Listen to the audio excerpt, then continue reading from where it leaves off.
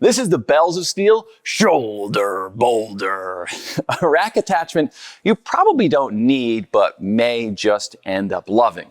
It's a multi-flight, essentially a shoulder, and in this case, chest machine that's compact, versatile, and on the budget end of the spectrum. It's one of those things that you probably won't appreciate until you've used a good one. That's what happened to me. I saw these things getting hyped up all over the place online. Everyone started coming out with these things, and I thought they honestly looked kind of dumb. I can use dumbbells. I can use cables. I don't need one. So I bought one and ended up absolutely loving it. Now, I'm still not going to argue you need one of these things, but they're another great tool to have in your closet or cabinet. I'm pretty sure people don't put tools in their closets. Anyway, let me show you how this works, and then as we go, I'll explain the advantages and disadvantages a rack attachment like this has, and there are other ones like this, but something like this over dumbbells, over cables, or even standalone machines, which we've reviewed a few of as well. So this essentially works on a 1-to-1 ratio with my arm. Now that's important because it's essentially just like a dumbbell. So if I come over here and try to rep out some lat raises, well, I guess I don't want to show off on camera. I'll go a little lighter today. But if I have a dumbbell and I'm trying to do a lat raise, the first 20 to 30 degrees of this, I'm not getting any resistance. It's not until my arm is moving perpendicular to the ground that I get resistance. Now I can come over here and jump on a bench to change the resistance profile of an exercise, right? But I'm still never gonna have the adjustability of a cam system like this. And this, to me, I'm not buying one of these without a cam.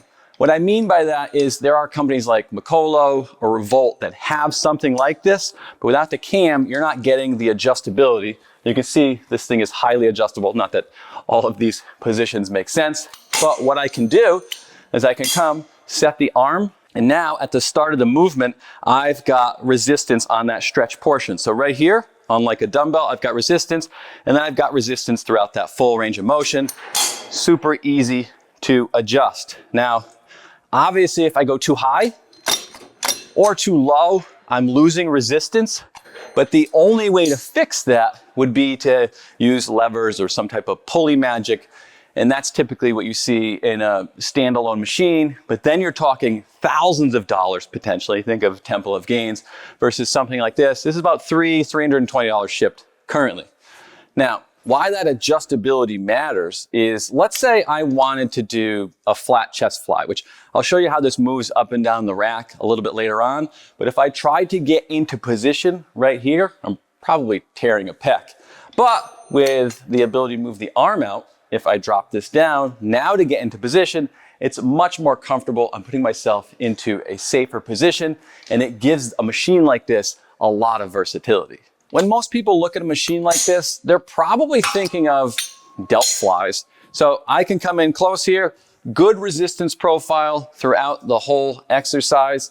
But since it's compact and easy to adjust, I can actually get in here close. I move the arms so the arms aren't fondling my butt, which I don't know if you can say that on YouTube, but I guess I just did. But I can come back here, and that compact note that I just said will come into play later on. Of course, obviously, I can adjust this and do front raises, and this all feels really good. It's highly adjustable, getting a great resistance curve there. When it comes to the build quality of this machine, I'm gonna say it's Bells of Steel budget level. What I mean by that is the matte black powder coat. It's not gonna blow you away. It's not as shiny, bright, and shimmery as Rogues or Reps. You know, the welds, they're solid, but they're not winning any awards. But where it matters, Bells has done well. So obviously easy to adjust. You can see the spring-loaded aluminum pop pin. This arm right here actually rotates on bronze bushings like Rogue's Ohio Power Bar and other high-end power bars. But even more important than that is the weight arm is rotating on sealed bearings. So when I move this, this feels really smooth. And they've done pretty good with the details. So there's UHMW on all the rack contact points and even the tightening knob in the back. It's not gonna smash your rack up because they've put a rubber washer on it. When it comes to moving it around on the rack, I'm not gonna say it's difficult, but it's a little tedious.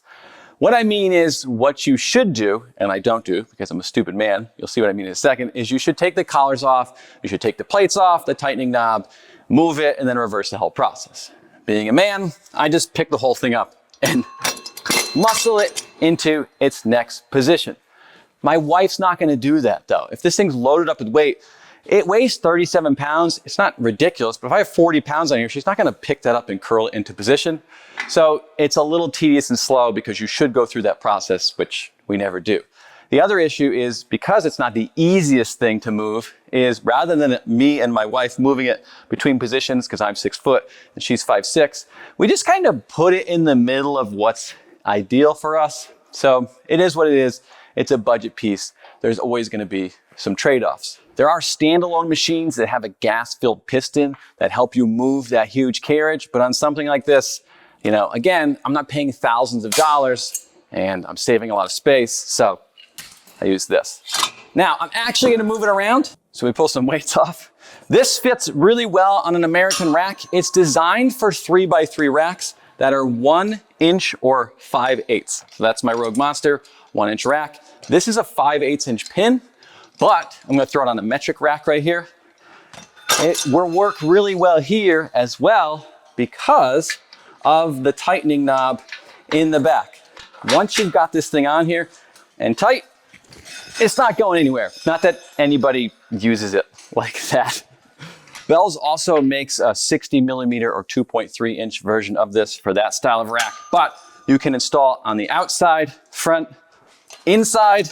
It does not matter. Heck, even straddle and upright if you want. We don't kink shame here. The only issue I really have with moving around is when it comes to storage. So you can see if I have it on the rack here, these weight horns come out pretty far. So if you try to put that on your wall, it doesn't work very well. You can, of course, just kind of throw it on a shelf. But when you're done with it, it does just kind of flop around. So I feel like there's an innuendo in there I'm probably missing. Trying not to kill myself. I do think, or at least I wonder, you could probably put this on my Black Widow stand. Honestly, that's kind of nice. In an ideal world, this sits on its own upright, but we rarely work with ideals in home gyms. All right, let me show you a few more things you can do with this. So the advantage of a rack attached version like this being compact is you can get up closer to it, gives it a little bit more versatility. So throw your bench in there, set yourself up. We talked before about getting yourself into a comfortable position. This is what I mean. If I didn't have this cam, I'd be down here, but that's pretty easy. I do have a bit of a complaint here is I do wish the arms were a little bit longer. We had a Patreon in our Discord, we were talking about this. He took the arms off the Revolt and put it on this, made it longer. It felt better for him, but probably not Frankensteining these together. And I do think for things like flies, it feels really good, great resistant profile, super stretch, and you can work safely towards maximizing your gains, getting close to failure without, you know, any risk there. And I pop those arms in and I've got rear delt flies. That's the beauty of this being compact. On GMWDs and others, I couldn't get my bench in there. It made things a little awkward, at least depending on the bench. I can also use a seal row pad in here. I'm gonna move that arm out of the way because really the pad should go on second, but you'll see here, it's a little tight trying to get in that hole. Just move the arm out of the way since I'm doing this backwards. So if you didn't have a bench or for whatever else reason, you can just pop one of these on here. Same idea. Awkwardly reach back. Pretend I loaded this thing with weight. And same difference with the delt fly. This is getting to be kind of like cardio, moving this quick. But you can see the versatility and you can get really creative with how you use this thing. It's highly adjustable, and that's the beauty of a well-done multi-flight. You can tweak this to work for your build, change the resistance profile, and because it's a more controlled experience than dumbbells and even cables, it's great for rehab work or isolation exercises where you're trying to safely train to failure to maximize your gains. Unfortunately, there are a few things you can't do with this, specifically movements with an inward rotation. And that's because there's a stopper here that keeps the arms from rotating inward. So if you want to do things like pullovers or pec squeeze, you're not going to be able to do it here. Like with any budget-oriented piece, there's going to be trade-offs. So let's make some comparisons to see where this stands. If I look at all the rack-attached versions out there, I think Bell's unit is solid, even if not perfect. Everything's got its trade-offs, right? You can look at Mikolo and Revolts. Those units are much cheaper, but I'm just not going to give up that cam adjustability. Now, Mikolo, or maybe I should say Temu, has another version that's solid, but they have some spots where they've cut corners. Like, for example, they literally cut the cam in half on that one. So positioning it may be a little difficult for certain movements, but it can do inward rotations. And honestly, I really don't care what you buy because I've got affiliate links with all these places. Fringe's Dragonfly looks promising when we saw it at Home Gym Con. It has a lot more adjustability than the rest of these, but it also had a lot of play in it, and the whole thing kind of felt clunky to me, which is fine if it's a prototype, but they told me at Home Gym Con it's the production model, and I just didn't feel like it was quite there yet. But what do I know? Let me know. I'll do a review on that one if you want to see it. You can get a standalone like GMWD's. I thought that thing was fantastic for the price, and even a pretty good deal after they jacked up the price after my review, but it does take up valuable floor space and cost more money. It's also a little more versatile though, because you can do inward rotations on it, but it's not as compact as one of these, so getting a bench up next to it isn't going to work well, and it can't go as low, so you're not going to be able to do flat flies on it. But again, nothing's perfect. Obviously, there's fancier units like Temple of Gains, which is probably the GOAT for most home gyms if you've got the money and space, but we're talking thousands of dollars for that versus a little over $300 for this shipped. I think that means you made it through the whole video, so you have to press subscribe. Thank you so much to our Patreons, because without you, I would have quit YouTube a long time ago. And thanks for watching. I'll see you next week.